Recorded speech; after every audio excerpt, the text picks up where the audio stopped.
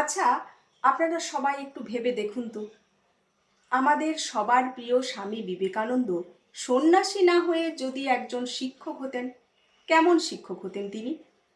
যদিও আমরা এটাও সবাই জানি যে ঠাকুরের এই প্রিয় শিষ্যটি সন্ন্যাসীই হতেন, কারণ স্বয়ং ঠাকুর তাকে দেখেছিলেন জ্যোতির্মণ্ডলের ঋষি রূপে। তবু তবুও তিনি যদি একজন শিক্ষক হতেন, কেমন শিক্ষক হতেন তিনি? আমেরিকার বিশ্ব ধর্ম সম্মেলনে তার অসাধারণ বাগ্মিতা দেখে মনে হয় তিনি যদি একজন শিক্ষক হতেন তাহলে আদর্শ শিক্ষকই হতে পারতেন। আর একটা সময় তিনি তো শিক্ষকতা করতেও গিয়েছিলেন, একটা স্কুলে 3 মাস পড়িয়েও ছিলেন।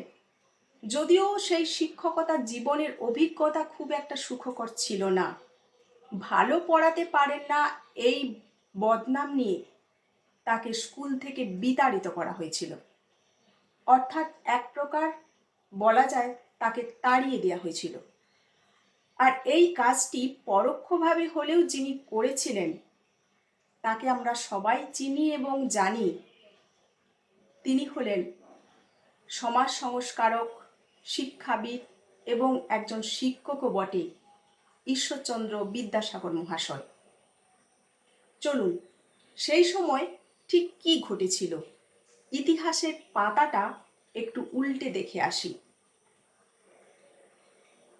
1893 সালে আমেরিকার বিশ্ব ধর্ম সম্মেলনে ইংরেজি ভাষায় অসাধারণ পাণ্ডিত্য, বাগ্মিতা এবং দক্ষতার উচ্চাঙ্গ পর্যায়ে অবস্থান করেছিলেন স্বামী বিবেকানন্দ এবং সমগ্র পাশ্চাত্যবাসীকে বিমোহিত করেছিলেন 30 বছরের এই মহাসন্ন্যাসীটি। কিন্তু ছাত্র জীবনে কেমন পড়াশোনা করতেন তিনি? ছাত্র জীবনে তার পরীক্ষার ফলাফল কেমন ছিল? ইংরেজি সহ বিভিন্ন বিষয়ে তার নম্বরই বা কত ছিল? মাতা ভুবনেশ্বরী দেবীর দেয়া শিক্ষাতেই তার শিক্ষা এবং চরিত্রের বুনিয়াদ গড়ে উঠেছিল। একটা সুখী পরিবারের একজন সুখী সভ্য হিসাবেই বিশ্ববিদ্যালয়ের 3টি পরীক্ষায় বসেছিলেন স্বামী বিবেকানন্দ বা তখনকার নরেন্দ্রনাথ।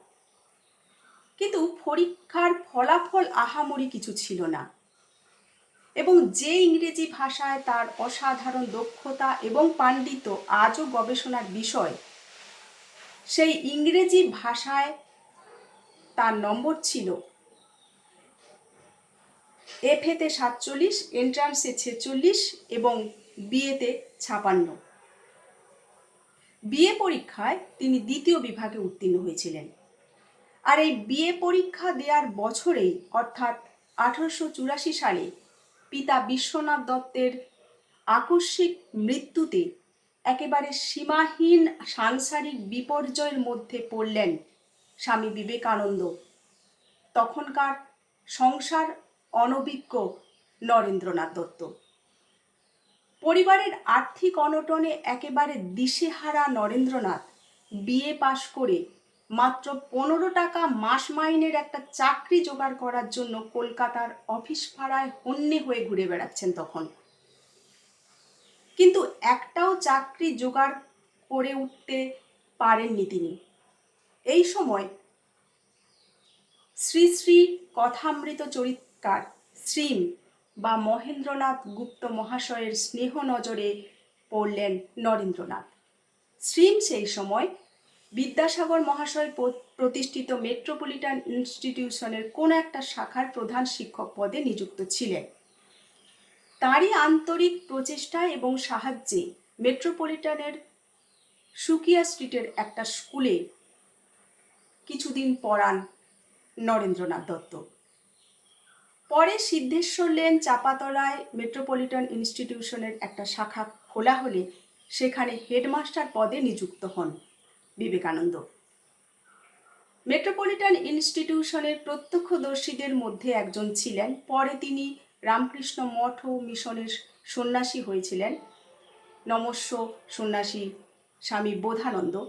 যদিও তখন পড়তেন নিচু ক্লাসে, তবে তার বেশ মনে আছে আলখাল্লা, চাপকান এবং ট্রাউজার পরে বিবেকানন্দ স্কুলে আসতেন।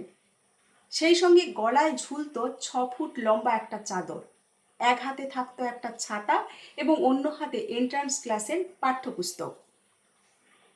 যদিও এই রকম বেশভূষায় তাকে স্কুলে বেশি দিন দেখা যায়নি, কারণ সেই সময় ওই স্কুলের সেক্রেটারি ছিলেন বিদ্যাসাগরের জামাতা। তার বিষ নজরে পড়ে হতভাগ্য নরেন্দ্রনাথ হেডমাস্টারের চাকরিটি খোয়াতে বাধ্য হলেন। বুদ্ধিমান ব্যক্তিরা এমনভাবে কলকাঠি নাড়লেন যে নবম এবং দশম শ্রেণীর ছাত্ররা যৌথভাবে বিদ্যাসাগরের কাছে পিটিশন করল যে তাদের নবনিযুক্ত হেডমাস্টার ঠিকঠাকভাবে পড়াতে পারেন না।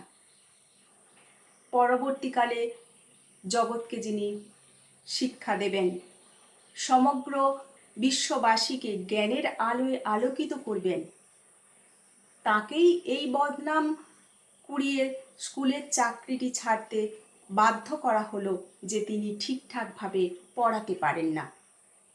আর অন্যদিকে কর্মক্লান্ত বিদ্যাসাগর মহাশয় কোনোরূপ বিবেচনা না করে, কোনো রকম খোঁজ খবর না নিয়েই নির্দেশ দিলেন যে তাহলে নরেন্দ্রকে বলো আর যেন না স্কুলে আসে। নতমস্তকে নরেন্দ্রনাথ মেনে নিয়েছিলেন বিদ্যাসাগরের এই নির্দেশ। বিস্ময়কর এই যে পরবর্তীকালে এই ঘটনা নিয়ে বিদ্যাসাগরের প্রতি কোনরূপ বিরূপ মনোভাব পোষণ করেননি বিবেকানন্দ, বরং সবসময় প্রশংসাই করে গেছেন। নিবেদিতাকে লেখা একটা চিঠিতে বিবেকানন্দ জানাচ্ছেন, উত্তর ভারতে আমার বয়সী এমন কেউ নেই যার ওপরে বিদ্যাসাগরের প্রভাব পড়েনি। নিবেদিতাকে আরও জানাচ্ছেন, আহা, তোমার সঙ্গে যদি বিদ্যাসাগরের সাক্ষাৎ ঘটত। কিন্তু নিবেদিতার ভারত আগমনের 7 বছর আগেই বিদ্যাসাগরের দেহান্ত হয়। মেট্রোপলিটন ইনস্টিটিউটের চাকরি হারিয়ে সিডি স্কুলে একটা চাকরি পাইয়ে দেওয়ার জন্য শিবনাথ শাস্ত্রী মহাশয়কে ধরেছিলেন নরেন্দ্রনাথ, কিন্তু শিবনাথ শাস্ত্রী মহাশয় সেই দায় এড়িয়ে গিয়েছিলেন।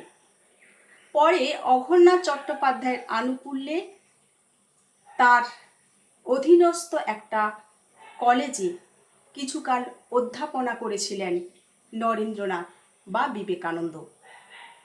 আর এখানেই তার শিক্ষকতা জীবনের ইতি ঘটেছিল।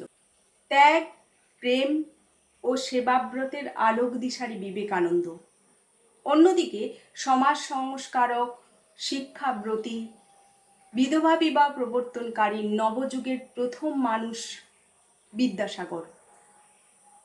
দুজনেই স্ব ক্ষেত্রে প্রতিষ্ঠিত হয়ে সমাজকে এগিয়ে যাওয়ার পথ দেখিয়েছেন, কিন্তু ইতিহাসের পাতায় দুজনের মাঝখানে রয়ে গেছে একটি বিতর্ক।